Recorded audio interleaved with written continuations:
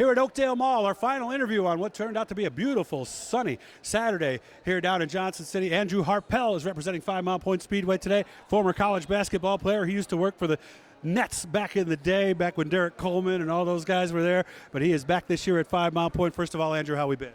Doing well, thanks. It's been as everybody knows, all the winters are long, but it hasn't been too bad here in the southern tier. So we have a practice scheduled 2 weeks from today, actually on the 21st, and we're hoping if things continue the way that, weather-wise they have, we'll be in good shape. Well, you guys are usually in better shape than a lot of places because you kind of are up on a hill. I remember when the floods came through, you were about only dry property down there. Yeah, at the time we actually hosted our town's, stored our town's equipment, the highway department, the fire station. So, yeah, this is our 70th year of racing consecutively, which is one of the oldest in the country. And, over that time you touch a lot of lives, between community events and things we do. So we're happy to be part of the community in the southern tier and looking forward to a big season at the quarter mile and a lot of positive things going on. So are you back at the helm? What is your role? Yeah, I'll be running the track just like I have in the past.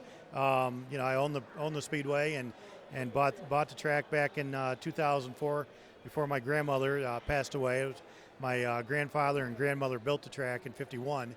So here we are, 70 years later, and got a big season on tap.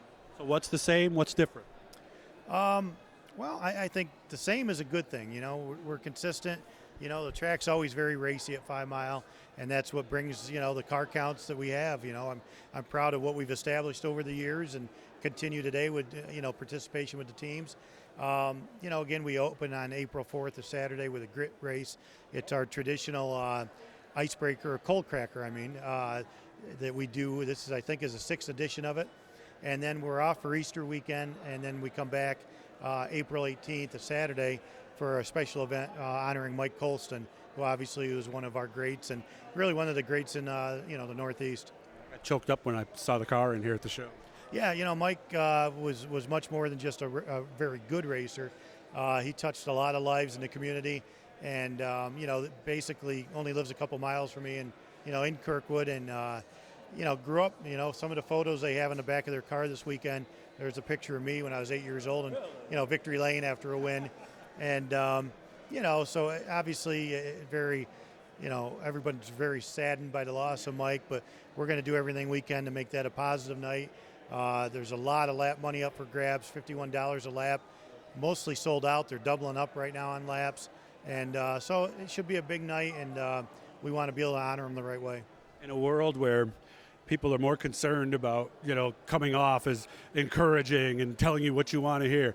Mike was a guy, you didn't have to ask him what he really thought. He'd tell you. Yeah, Mike was, a very spiritual man, and involved with the church in the community, and a very good man. And at the same time, he tell you how things were, and there's nothing but respect for that.